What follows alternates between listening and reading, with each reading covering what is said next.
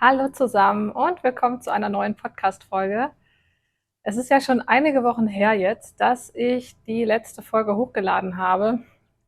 Und das merke ich auch daran, dass es mir relativ schwer fällt, zu sagen, was ich euch schon gezeigt habe und was nicht. Also heute wird es auf jeden Fall ein paar neue Sachen geben.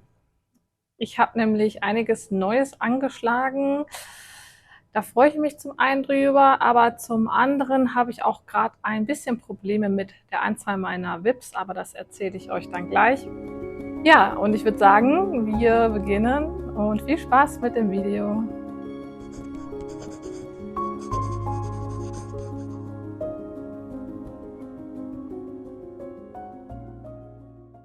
Ich habe jetzt ganz professionell ein Mikro. Und ich weiß, das sieht ein bisschen blöd aus, ne? Aber ich habe ein bisschen Angst, wenn ich das zu weit unten platziere, wo man es nicht sieht, dass der Ton dann schlecht wird. Ich hatte das letztes Mal schon benutzt in meinem Kassel-Vlog. Da habe ich ganz zum Schluss ja mein Garn gezeigt. Übrigens, falls ihr wissen wollt, was für Garn ich auf dem Wollfestival in Kassel gekauft habe, dann müsst ihr dieses Video gucken. Denn ich habe heute so viel zu zeigen, dass ich das nicht mehr im Detail zeigen kann. Aber ich sag euch, das lohnt sich, weil es ganz tolle Wolle. Ja, auf jeden Fall habe ich dieses Mikro da schon benutzt und ich habe es so unten an meine Tasche gepinnt. Ja, und ich fand, dass der Ton da nicht so ganz gut rausgekommen ist. Also ich musste da auch mit dem Programm ein bisschen nacharbeiten. Deswegen ist es heute hier und ich hoffe, dass der Ton gut ist, weil wenn nicht, dann benutze ich wieder den Ton meiner Handykamera, denn ich filme mit meiner Handykamera und nehme dort auch normalerweise den Ton auf.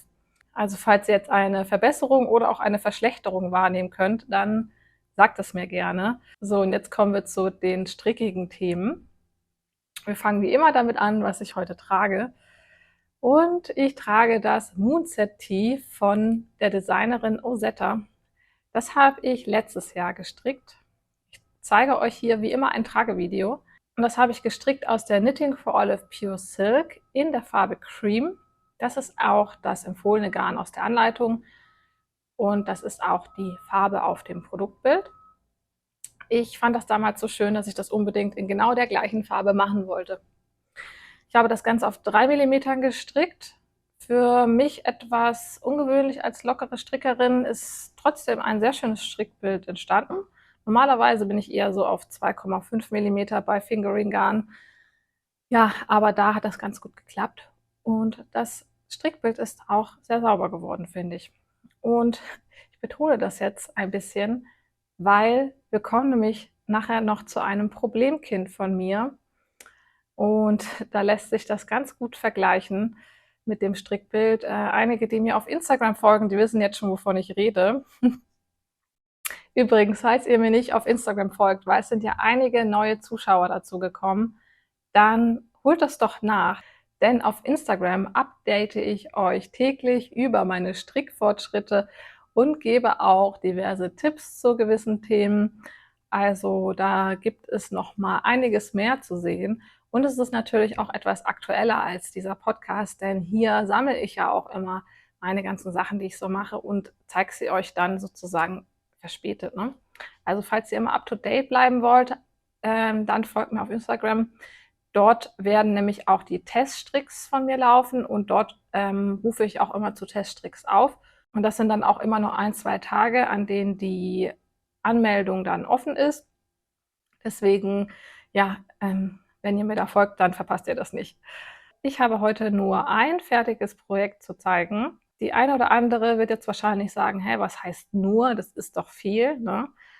Aber wenn man mal überlegt, wie viel ich eigentlich stricke, weil ich bin ja jetzt aktuell noch krankgeschrieben und ich arbeite voraussichtlich erst ab August wieder, habe ich ja wirklich super viel Zeit zum Stricken und ich habe halt auch keine Kinder und keine anderen Verpflichtungen, außer mich auf meine Genesung zu konzentrieren. Und da, ja, ist es eigentlich verwunderlich, dass ich nur ein fertiges Projekt habe. Aber das hat auch einen Grund. Denn ich habe wirklich viel zu viele Projekte aktuell gleichzeitig auf den Nadeln. Und das stresst mich ein bisschen. Ich bin kein monogamer Stricker, das heißt, ich brauche auch immer eine Vielfalt. aber es hat so ein bisschen ein Ausmaß angenommen, womit ich mich nicht mehr wohlfühle, weil dann auch einfach nichts mehr fertig wird. Naja, aber jetzt fangen wir erstmal an mit meinem April Cardigan.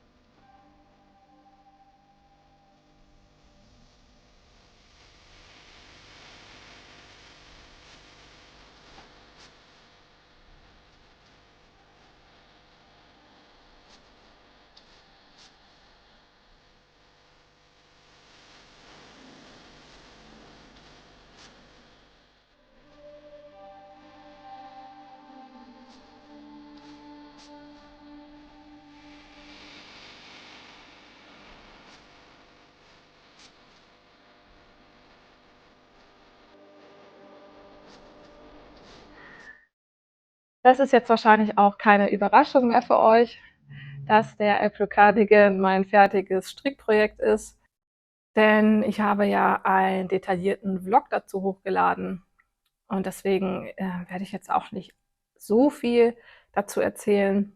Ja, ich bin wirklich so zufrieden damit. Aber das hat auch gedauert, ne? Also ich habe den nicht am Stück gestrickt, sondern ich hatte wirklich auch mal ein paar Wochen dazwischen. Ja, das liegt einfach daran, dass mir zu viele andere Projekte dazwischen gekommen sind und nicht daran, dass es mir keinen Spaß gemacht hat, ihn zu stricken.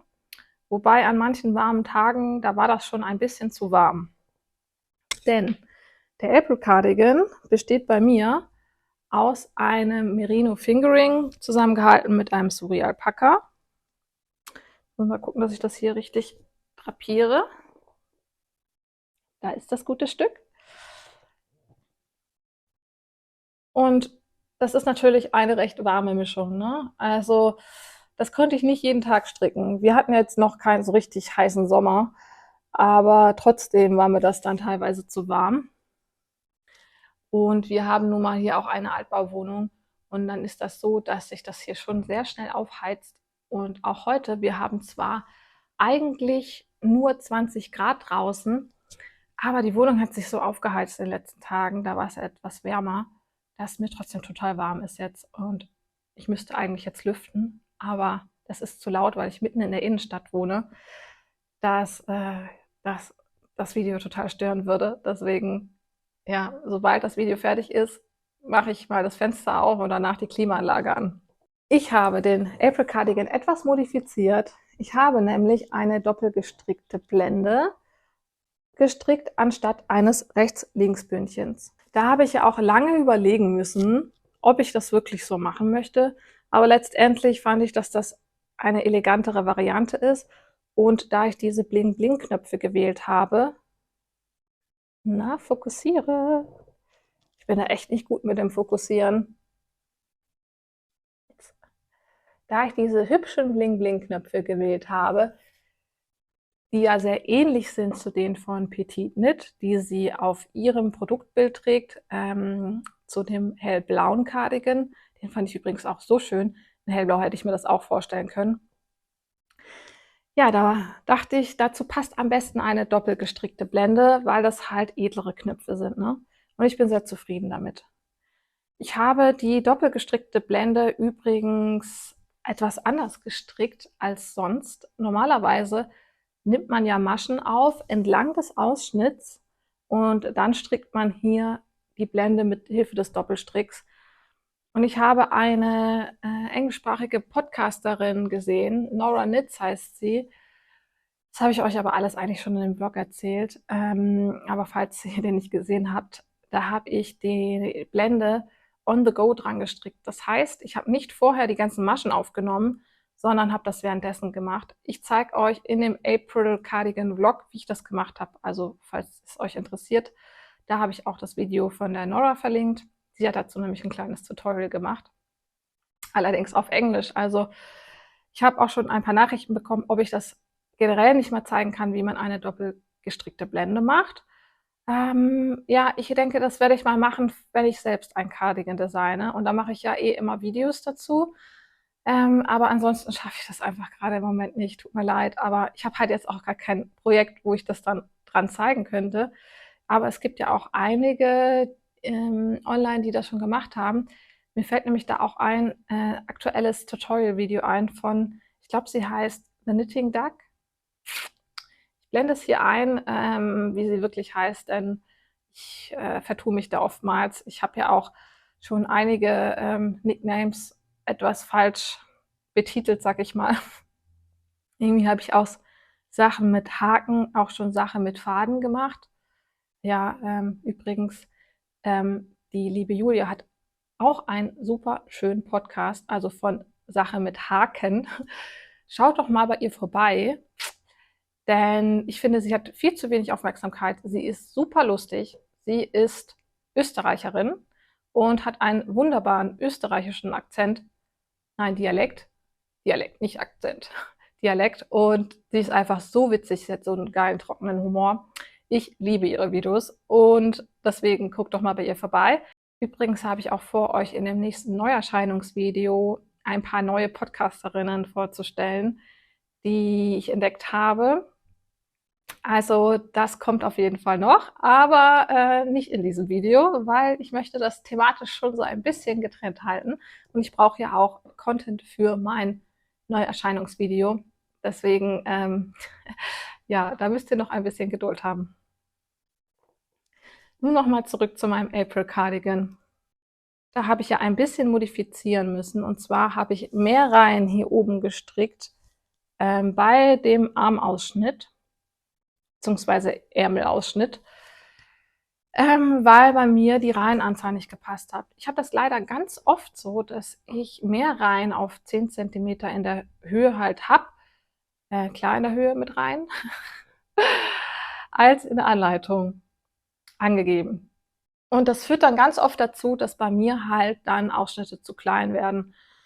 Und früher habe ich das gar nicht so bedacht, ja. Da habe ich dann einfach gedacht, so, ja, dann hat halt das gar nicht gepasst. Aber ich habe das halt oft auch mit dem genau gleichen Garn. Das heißt, wenn ich jetzt genau das gleiche Garn habe, das in der Anleitung angegeben ist, komme ich dann trotzdem manchmal nicht auf die Reihenanzahl. Die weicht immer ab bei mir. Und ich glaube, das ist auch nicht ungewöhnlich, weil das kommt ja immer darauf an, wie man die Masche abstrickt. Und jeder strickt ja so ein bisschen anders, hat eine andere Technik. Aber das heißt halt auch, dass man dann teilweise ein bisschen modifizieren muss, wenn man will, dass das Strickstück natürlich gut sitzt. Und das habe ich hier gemacht. Ich habe hier einen Unterschied von 6 Reihen auf 10 cm gehabt und habe eben dann, weil so ein Ausschnitt hier ja ungefähr 20 cm hat, 12 extra Reihen hinzugefügt und das war auch wichtig. Und jetzt ist es wirklich so, dass das perfekt hier passt. Ja, also ich werde nicht müde, das zu erwähnen. Ihr solltet wirklich drauf gucken, dass eure Reihenanzahl auch passt. Das ist auf jeden Fall nicht unwichtig und wird viel zu wenig beachtet. Kommen wir als nächstes zu meinem Problemkind. Diejenigen, die mir auf Instagram folgen, die werden schon wissen, worum es geht, weil da habe ich mich ausführlich drüber ausgelassen, wie enttäuscht ich bin von diesem Projekt. Es handelt sich um mein Maggie Cardigan. Ich blende euch hier mal direkt ein Tragevideo ein, weil das ein bisschen einfacher ist für mich zu zeigen. Auch hier hatte ich übrigens Probleme mit der Reihenanzahl und musste einige hinzufügen, damit das passt. Es ist aber auch so relativ eng an den Armausschnitten, auch nach dem Waschen, aber es geht. Also ich hatte ja eh vor, das nicht als Cardigan zu tragen, sondern einfach als Sommeroberteil und dann hätte ich ja sowieso nichts drunter oder halt nur ein dünnes Top. Also ist das okay. Aber wenn ihr euch mal das Garn anguckt, das ist total unruhig, unsauber. Ich stricke das ja aus der Lana Grossa Sommerseide. Das ist eine Mischung aus Baumwolle und Burettseide. Das ist, glaube ich, 50-50 und das ist übrigens der Farbton Pink. Also ein ganz toller Farbton eigentlich. Aber das Garn ist halt sehr unruhig und das ist natürlich der Burettseide geschuldet, was auch ganz klar ist. Aber guckt mal, das hier, das Mood Set Tee, ist auch aus Burettseide. Und da habe ich nicht das Problem, dass es so unsauber aussieht. Da ist das Strickbild auch in den Hin- und Rückreihen wirklich sehr schön. Deswegen kann es nicht an mir liegen. Zumindest nicht gänzlich, weil ich stricke schon sehr sauber. Ich stricke natürlich auch in Hin- und Rückreihen nicht perfekt. Also ich bin in Runden schon auch ein bisschen sauberer. Aber es ist jetzt nicht so, dass meine linken Maschen größer sind als meine rechten. Und deswegen bringt mir da auch Combined Knitting nichts. Guckt euch das mal an. Das ist einfach ein sehr unruhiges Strickbild. Naja, es sieht schon so aus, als würden einzelne Maschen irgendwie kleiner bzw. größer sein. Aber so richtig verstehe ich das eigentlich nicht. So, und ich habe auf Instagram schon gefragt, was würdet ihr tun? Würdet ihr den Maggie Cardigan ribbeln? Oder sagt ihr, hey Marie, sei mal nicht so perfektionistisch, so schlecht sieht das gar nicht aus, aber guckt euch mal hier diese Streifen an. Hier. Also das ist halt, da bin ich halt so perfektionistisch irgendwie.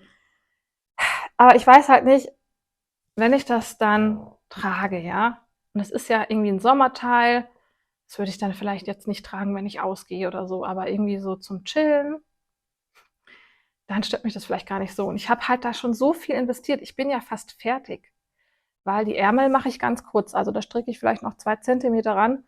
Und hier brauche ich schon noch ein Stück am Rumpf. Naja, und die Knopfleiste brauche ich auch noch. Also es ist auch noch ein bisschen, aber ich habe trotzdem schon so viel Zeit rein investiert.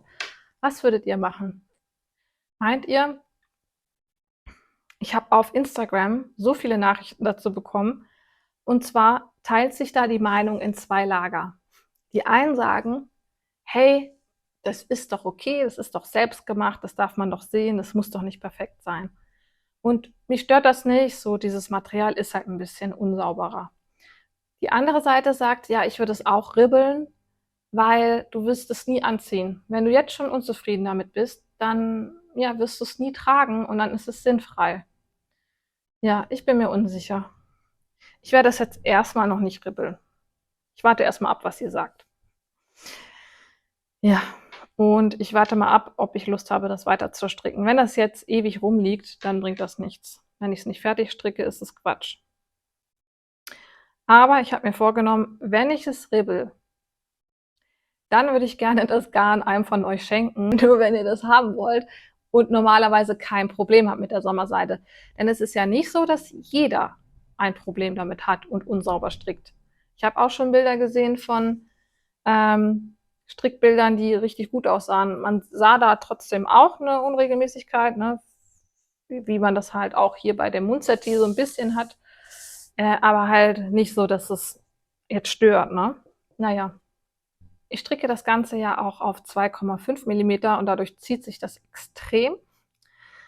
Die Nadelstärke kann also auch nicht das Problem sein, also dass es eine zu große Nadelstärke wäre, wobei ich schon recht locker stricke, aber ja, das kann es irgendwie auch nicht so richtig sein. Die Konstruktion von dem Maggie Cardigan gefällt mir aber richtig gut. Das ist nämlich mal was ganz anderes und habe ich so bisher auch noch nicht gestrickt. Und ich muss echt mal mich informieren, wie diese Strickkonstruktion heißt. Falls ihr es wisst, sagt es mir gerne. Man fängt nämlich hier hinten an mit dem Rückenteil. Und hier macht man die Zunahmen. Und dann nimmt man hier Maschen auf und strickt das nach vorne, was ja an sich nicht ungewöhnlich ist, ja. Aber was ungewöhnlich ist, dass man die Ärmel direkt mitstrickt. Also da wird so über die, da wird so über die Ecke, hier über die Ecke werden Maschen aufgenommen. Also man nimmt da Maschen auf und dann nimmt man hier Maschen auf und dann strickt man den Ärmel mit. Also das ist halt anders. Es ist so ein bisschen, ja, eher wie so eine Contiguous Schulter, aber auch nicht so ganz, weil man ja mit dem Rückenteil anfängt und da dann wieder Maschen aufnimmt. Also sagt es mir gerne, falls ihr da mehr zu wisst. Machen wir weiter mit dem Lily Camisole. Das ist ja mein neuestes Design, das sich gerade im Teststrick befindet. Ich zeige es euch erstmal so. Das ist natürlich noch nicht fertig. Ich bin jetzt gerade so auf der Höhe der Taille und das stricke ich nicht wie angekündigt aus der Sadness Garn Mandarin Petite. Die hatte ich ja letztes Mal in die Kamera gehalten und gesagt, dass ich das daraus stricken wollte. Ich habe es jetzt gar nicht hier. Ich weiß nicht, wie ich darauf gekommen bin, weil die ist eigentlich viel zu dick. Die Tönine, aus der ich das ja original gestrickt habe, ist halt eigentlich fast schon ein Light Fingering, würde ich sagen. Also es ist zumindest ja in ein dünnes Fingering-Garn. Und die Mandarin Petite geht schon fast in die Sportrichtung, also ist sozusagen am anderen Ende des Spektrums. Ich blende euch hier mal kurz erst das Design aus der Sadness Garn Tönine ein. Das ist ja eine viskose Baumwolle-Leinenmischung und das ist auch das empfohlene Garn für die Anleitung. Und das ist wirklich ganz toll für den Sommer geeignet. Es ist halt dünn, ja, man muss auf dünnen Nadeln stricken. Das muss einem bewusst sein, wenn ihr das Design stricken möchtet. Aber es lohnt sich, weil da kommt ein ganz tolles, ja, ein ganz toller Stoff raus, würde ich sagen. Der gefällt mir auch wesentlich besser als die Drops Bell und Konsorten in DK oder DK Worsted Garn Stärke. Also das hat nochmal was ganz anderes. Es wächst nach dem Waschen auch etwas, aber das ist ja ganz normal bei Baumwollmischgarnen. Da ist es ganz wichtig, dass ihr eine Maschenprobe macht und diese Maschenprobe vor allem auch wascht und spannt. Ganz wichtig. So, dann habe ich nach einem Alternativgarn gesucht, weil ich wollte ja unbedingt noch die Breitenträger für mein Design stricken. Das habe ich ja hinzugefügt zur Anleitung, damit auch Frauen mit großer Oberweite, die breitere Träger bei einem BH einfach brauchen, das auch tragen können. Und das sind jetzt die Breitenträger. Ja, und da musste ich halt gucken, was ich für ein Garn dafür verwende. Und ich wollte nichts Neues kaufen, weil ich habe einfach genug Garn. Und dann habe ich das Garn von Syslerit ausgesucht, das Pure Silk. Das ist 100% Maulbeerseide. Ich hatte das schon mal gezeigt in meinen ersten Videos, da hatte ich das nämlich gekauft. Die Farbe weiß ich jetzt nicht auswendig, aber die blende ich euch hier auf jeden Fall ein, falls euch das interessiert. Und ich sag euch, ihr habt noch nie was Weicheres gefühlt. Das kann ich wirklich, da bin ich mir fast 100%ig sicher, dass es nichts Weicheres gibt als das hier. Viskose ist auch schon sehr, sehr weich, aber das hier, das ist butterweich, wirklich. Also das ist wirklich luxuriös. Das ist ja auch, ich meine, ja, es ist auch teuer, ne? Ich meine, 100% Maulbeerseide kostet halt auch seinen Preis. Aber das ist wirklich, wirklich toll. Und das ist jetzt noch nicht das Gewaschene. Es wird noch ein bisschen weiter. Ich blende euch hier jetzt mal schon das Tragevideo ein für dieses Modell. Und das wird sich natürlich auch noch legen und das wird ein ganz schönes Strickbild. Ja, die Anleitung wird am 2. August erscheinen und befindet sich ja gerade im Teststrick. Ich muss euch sagen, das wird schon eine Anleitung eher für Fortgeschrittene. Denn auch in meiner Teststrickgruppe sind hauptsächlich, nein, eigentlich ausschließlich fortgeschrittene Stricker, was ja auch Sinn macht, ne? Ich kann ja keinen Anfänger dafür auswählen. Und ja, da gibt es teilweise auch, naja, ich würde nicht sagen Probleme, aber sage ich mal Anfangsschwierigkeiten zum Teil. Gerade auch so, was das Thema Maschenprobe angeht. Deswegen betone ich das auch immer so, wie wichtig das ist, seine Maschenprobe richtig auszuwerten auch. Ne? Und es ist jetzt ganz oft passiert, dass die Teststricker in Runde lockerer stricken als in Hin- und Rückreihen. Ne? Und dadurch wurde das dann bei einigen zu weit hier unten und zu groß. Das ist etwas, was man beachten muss. Das werde ich auf jeden Fall auch in der Anleitung erklären. Also da sollte nichts passieren. Das heißt, ich will jetzt natürlich auch niemanden abschrecken, das zu stricken. Ich denke, dass es auch fortgeschrittene Anfänger stricken können. Aber noch, also richtige Anfänger würde ich sagen, macht erstmal was anderes. Ne? Außer ihr sagt, ihr habt euch verliebt in das Design, dann kann ich es verstehen, dann kriegt ihr es auch hin. Also man kriegt alles hin, wenn man das will. Ne? Das ist nicht das Thema. Aber ich möchte natürlich auch nicht, dass ihr irgendwie dann sagt, oh, das ist mir alles irgendwie zu, ich zu kompliziert, ich kriege das nicht hin und dann ja, schmeißt ihr das hin und habt eine negative Erfahrung gemacht. Das möchte ich natürlich auch nicht. Deswegen ist mal schwierig für mich, da eine Empfehlung zu geben. Ne? Grundsätzlich bin ich ja der Meinung, strickt alles, worauf ihr Bock habt, weil da lernt ihr am meisten. Selbst wenn es nicht perfekt wird, es wird euch am meisten was bringen. Ich bin so gut geworden beim Stricken, weil ich einfach gestrickt habe, was mir gefällt. Und mir gefallen einfach die kompliziertesten Designs. Aber wenn man da mal ein bisschen drin ist, machen die auch am meisten Spaß zu stricken. Ja? Und wenn man da die ersten Erfolgserlebnisse hatte, dann kann man auch nicht genug kriegen. Also wenn ihr das stricken wollt, es kommt am 2. August raus. Das ist eine recht sportliche Sache, denn am 2. August ist auch der Teststrick vorbei. Aber ich wollte eben, dass das den Sommer noch gestrickt wird, ne? Und dass es halt nicht untergeht, weil es hat so viel Arbeit gekostet. Ich sag's euch, das Bell Tanktop, was ihr kennt, hoffentlich. Ansonsten guckt meine alten Videos. Das war von der Konstruktion und vom Aufwand her nichts im Vergleich zu diesem Top. Ich habe für jede Größe alle Charts einzeln gezeichnet, beziehungsweise ich habe das in Numbers gemacht. Das ist ja so eine Excel-Alternative. Das ging auch nicht anders, weil ich das individuell an jede Größe wirklich anpassen musste, damit der Rapport immer aufgeht. Ja, also wenn ihr mich unterstützen wollt, dann strickt bitte mein Design, weil sonst rentiert sich das nicht, die ganze Arbeit, die ich da reingesteckt habe. Ja, aber ich bin sehr zufrieden, muss ich sagen. Also ich finde es wirklich wunderschön und ich bin stolz auf mich, dass ich das ja so was Schönes kreiert habe. Das kann man ja auch mal sagen, ne? Man darf sich ja auch mal selbst loben. Also ich finde es wirklich toll und das hat mich extrem motiviert, auch weiterzumachen und weiter zu designen. Und da kämen wir dann auch schon zum nächsten Projekt. Mein Belt Hang Top Light, das hat keine Liebe bekommen. Und das hat einen ganz bestimmten Grund, denn ich werde dieses Design nicht mehr dieses Jahr veröffentlichen. Es tut mir sehr leid für diejenigen, die darauf schon gehofft haben und sich gefreut haben. Aber das wird mir zu viel. Und vor allem, glaube ich, schaffe ich das nicht mehr so zeitig, dass sich das noch lohnt. Entschuldigt, irgendwie habe ich überall immer Haare im, im Gesicht. Ich schaffe das, glaube ich, nicht mehr, dass sich das zeitlich noch lohnt. Das würde Mitte August werden.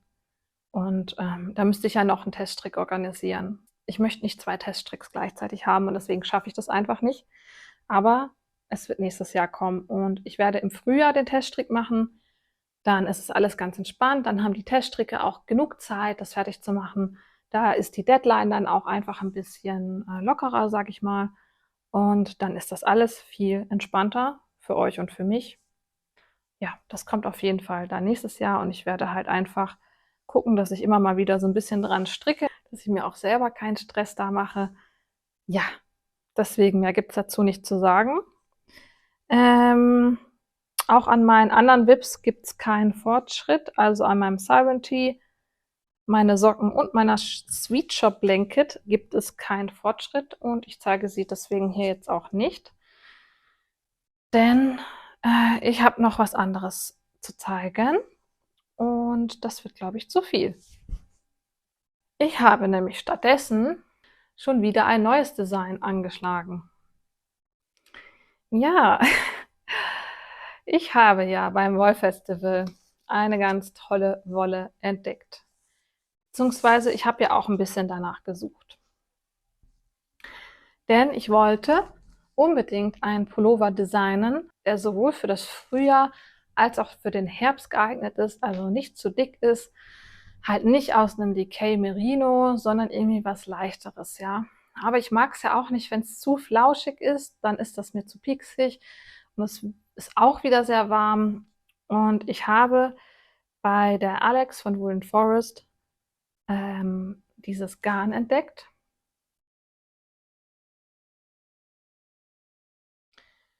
Und das ist die Angel 400. Das ist ein Mischgarn aus Alpaka, Seide und Kaschmir. Also wirklich ein Luxus, aber es ist auch wunderschön. Es hat einen ganz tollen Glanz.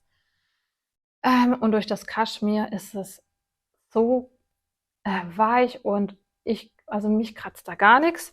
Ich habe euch ja schon gesagt, dass von meinem April Cardigan das Suri Alpaka mich schon nicht stört, ne? Aber das hier, das ist nochmal eine andere Nummer. Ja, und ich habe mich auch in diese Farbe verliebt. Das ist nämlich der Farbton Mauve. Und ich habe da einmal entschuldigt. Und ich habe da einmal das Angel 400 und das Angel Lace dazu. Das ist das gleiche, nur dünner. Und mal gucken, ob das gut fokussiert, wenn ich vielleicht aus dem Bild gehe. Ich hätte es gerne näher. Jetzt. Ne? Und ihr seht, das hat nur ganz minimalen Flausch, also kaum. Das finde ich klasse. Und ich spanne euch jetzt mal nicht weiter auf die Folter. Ich habe nämlich schon direkt angestrickt nach dem Woll Festival, weil ich konnte es dann wieder nicht abwarten. Ich hatte diese Idee ja schon länger im Kopf, denn ich wollte auch unbedingt die Contiguous Schulter mal ausprobieren und da ein eigenes Design mitmachen, weil ich die ganz toll finde. So, und jetzt zeige ich euch mal meinen ersten Entwurf. Aber halt, stopp, es ist wirklich der erste Entwurf. Also so wird es nicht aussehen. Aber so ähnlich. Ich habe das auch noch nicht abgekettet, auch nicht den Ausschnitt und auch noch nicht hier den Rumpf natürlich. Ich wollte erst mal gucken, gefällt mir die Passform. Es soll auf jeden Fall einen V-Ausschnitt geben. Ich ziehe das mal hier so ein bisschen zusammen, weil das hält natürlich noch nicht so richtig die Form. Ich blende hier auch mal ein Tragevideo ein, obwohl das jetzt noch nicht so aussagekräftig ist, aber man kann schon mal so die Grundform erahnen, ja. Und hier habe ich mich halt vor allem auf diese Schulterkonstruktion konzentriert. Ne? Hier hat man so eine Sattelschulter. Und hier wird die Armkugel dann geformt. Ne? Sieht man nicht so gut. Hier wird die Armkugel geformt und gleichzeitig werden hier Zunahmen gemacht. In unterschiedlichen Rhythmen. Ne? Und da wird so der Armausschnitt geformt. Das geht nicht gerade runter, sondern hier ist es die Kante etwas steiler, dann wird sie etwas schwächer und dann kommen hier unten noch ein paar Raglanzunahmen. Es ist eine sehr ähnliche Konstruktion wie beim April Cardigan, aber noch ein bisschen anders. Die Methode der Contiguous Schulter, also die Konstruktion, hat die, ich glaube, sie heißt Susie Meyer, entwickelt. Und das Geniale daran ist, man strickt komplett an einem Stück.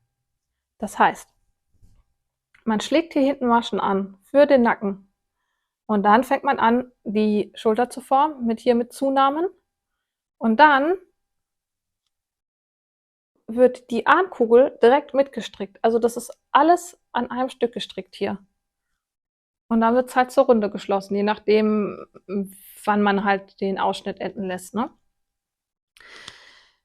Ja, und das ist einfach, finde ich, eine geniale Methode, dass auch Anfänger so eine schöne Konstruktion stricken können. Denn hier werden keine verkürzten Reihen gebraucht, die man ja normal bräuchte.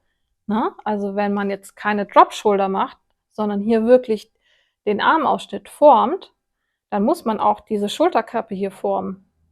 Und dafür braucht man normalerweise verkürzte Reihen dann. Und das braucht man hier nicht. Und das finde ich halt ziemlich genial. Und das macht es so anfängertauglich.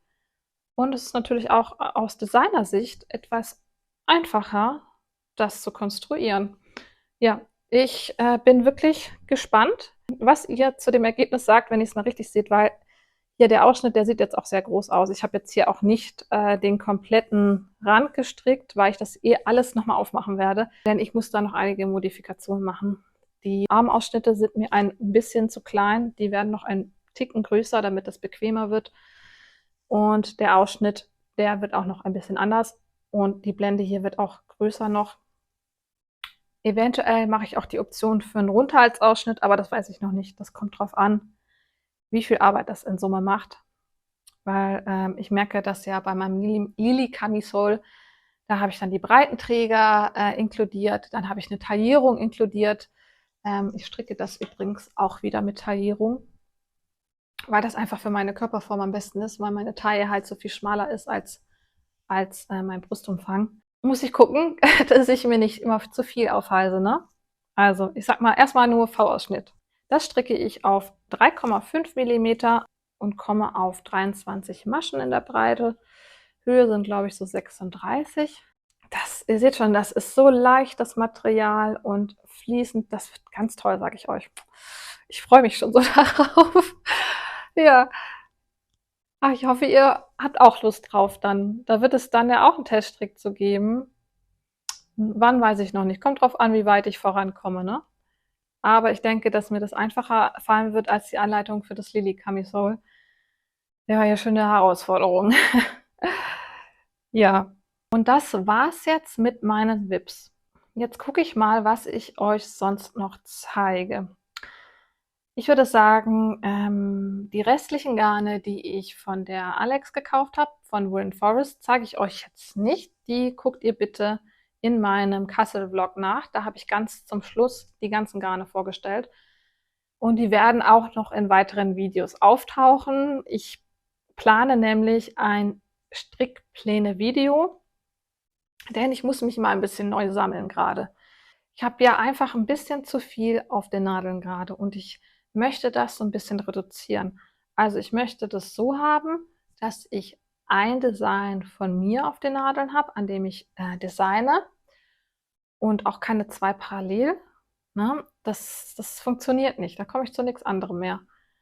Und dann möchte ich höchstens 2 andere Projekte noch auf den Nadeln haben. Also höchstens 3 Projekte. Da ich ja jetzt anscheinend selbst unter die Designer gehe, denke ich, ist das okay. Aber es sind gerade einfach zu viele. Und ich muss gerade wirklich gucken, was mache ich fertig, was nicht.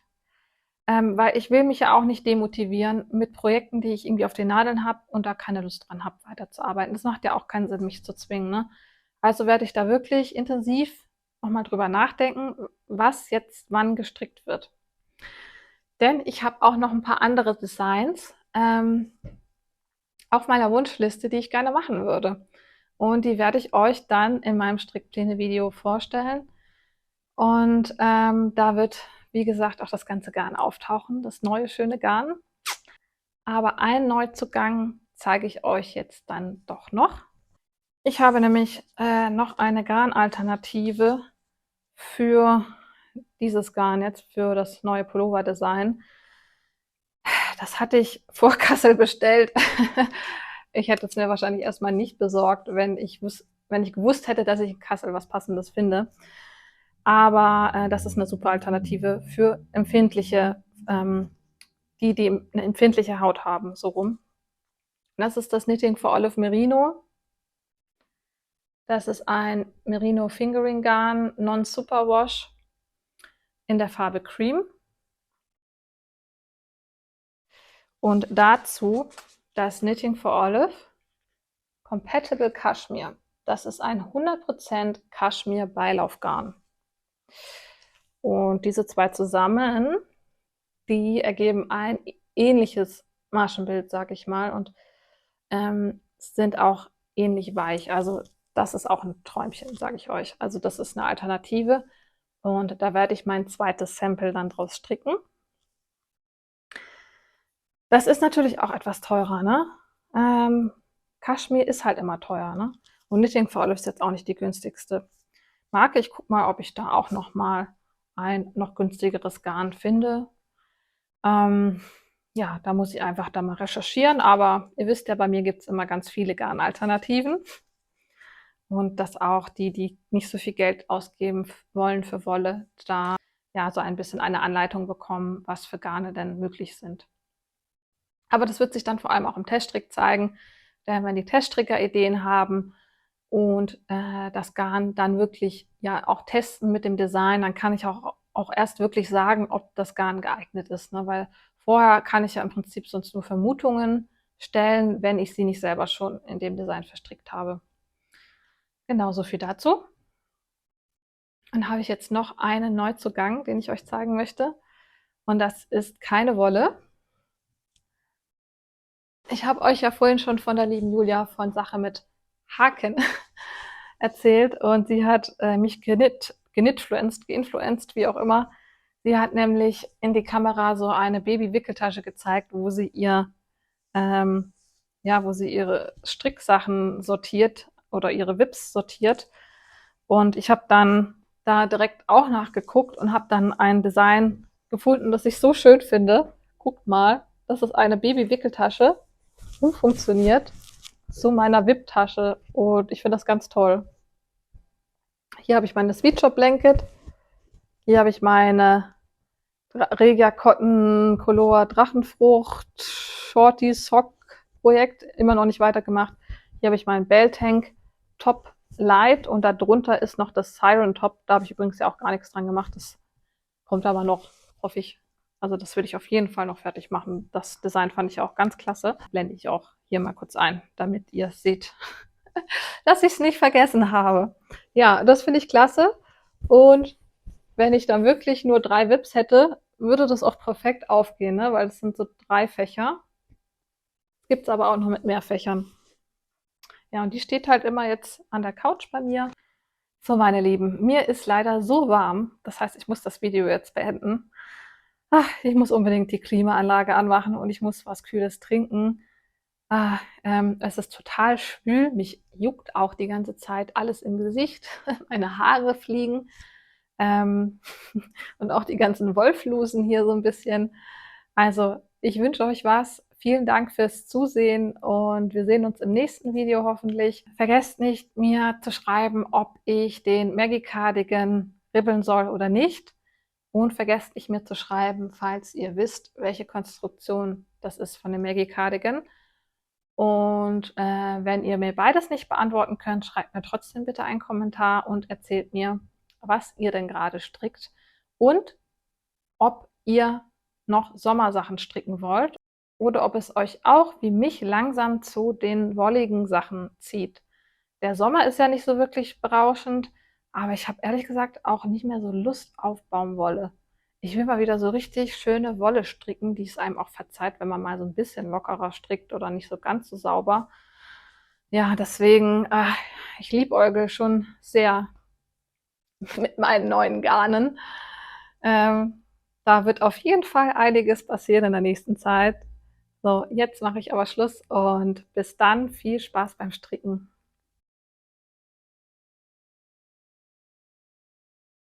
Denn auf Instagram update ich euch täglich über meinen Strickverlauf. Denn auf Instagram update ich euch täglich über meine oh Gott.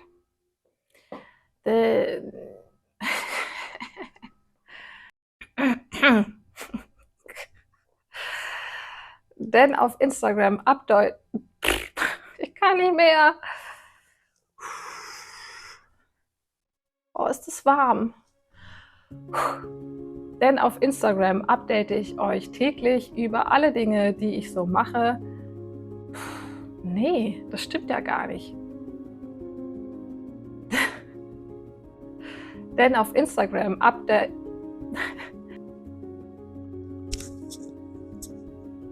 Ich habe immer Angst, dass der Ton irgendwie weggeht. Nee. Nee. Das... nee. Zuerst... Also, das kommt mal weg. Machen wir weiter mit... Was habe ich denn noch gestrickt?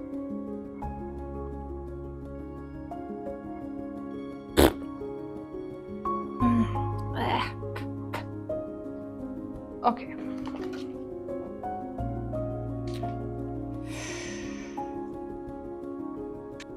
Ist das warm. Ich mir aber auch selber keinen Stress da mache. Wenn ich es finde. Reicht der Akku noch? Ich glaube, mein Akku ist gleich leer. Ich muss mich beeilen. Oh, was ist jetzt, wenn der Akku leer geht, ist das Video weg, ne?